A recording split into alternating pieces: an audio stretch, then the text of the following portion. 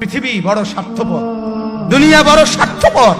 দুনিয়া কাউরে জায়গা দেয় না, দুনিয়া কাউরে জায়গা দেয় না। এত মজবুত ফাইলিং করে যেই বিল্ডিং বানাইলাম, দুনিয়া তারে থাকতে দেয় না। যাও বেটা যাও, যাও তুই লাঠি দিয়া বাড়ি করে যা, কবরে যা, কবরে যা। দুনিয়া কাউরে থাকতে দেয়। দুনিয়া কত ক্ষমতা ধরকে মাটির নিচে ফেলায় দিছে, দুনিয়া কত সম্পদ আলাকে মাটির নিচে ফেলে দিছে, দুনিয়া কত সুন্দরী নারীকে মাটির নিচে ফেলায় দিছে, মাটির সাথে রেজা রেজা করে ফেলছে। আজ আর চেহারা নাই, আজ আর রূপ নাই, আজ আর যৌবন নাই, আজ আর ক্ষমতা নাই। এমন বাদশা ছিল পৃথিবীতে যার হাতের আঙ্গুলের ইশারায় মানুষের গর্দান উড়াইয়া দিত, যার হাতের ইশারায় উঠত মানুষ, বসত মানুষ। আজ বাদশারা নাই, আজ সম্পদওয়ালারা নাই, আজ মালওয়ালারা নাই।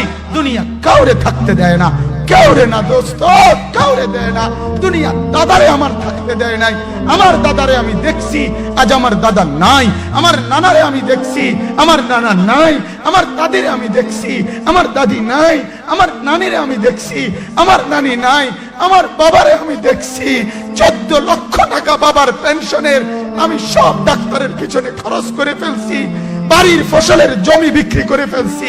আমার বাপ যেন না মরে বারবার বারে হসপিটালে নিছি, কিন্তু দুনিয়া আমার বাপকে থাকতে দেয় নাই। আমার বাপ কবরে চলে গেছে। দুনিয়া কাউরে থাকতে দেয় না, কাউরে না, কাউরে না, কাউরে না, কাউরে না। আমার বাপ দুনিয়া কাউরে থাকতে দেয় না। তুমি থাকবা না, তুমি থাকবা না। দুনিয়ার ধোকায় পড়ো না বাপ, দুনিয়ার ধোকায় পড়ো না। মাকে বুঝান, আজ মারা বেসামাল হয়ে গেছে, আজ বোনেরা বেসামাল হয়ে গেছে, বেপরদার উৎসব তুলে দিছে। এটা যেন আল্লাহর সাথে যুদ্ধ করছে। আল্লাহ করোনা না, তুমি আরো কিছু দাও, আমরা বেপরদিকে ছাড়বো না। যুবক ছেলেগুলো যেন বলতেছে, আল্লাহ তুমি করোনা দেওয়ার চাই দাও, অশ্লীল ছবি দেখা, ফেসবুকে নর্তকী দেখা, আমরা ছাড়বো না। দেখি তুমি কি করতে পারো, তুমি যা করার করো। দোকানদার ব্যবসায়ীরা হারামের লেনদেন করা বন্ধ করছে না, সুদখোর সুদ ছাড়ছে না, ঘুষখোর ঘুষ ছাড়ছে না, নাফরমান আর জিনাকার ব্যভিচারী এরা কেউ কিছু ছাড়ছে না। বেহায়ার বেপর্দা নারী তার অশ্লীলতার বেহায়াপনা ছাড়ছে না। মুসলমান তার ঘরে টেলিভিশনের নর্তকীর আওয়াজ তো বন্ধ করছে না। হায় করোনা কিভাবে যাবে, আযাব কিভাবে যাবে বলেন, বলেন, বলেন আপনারা।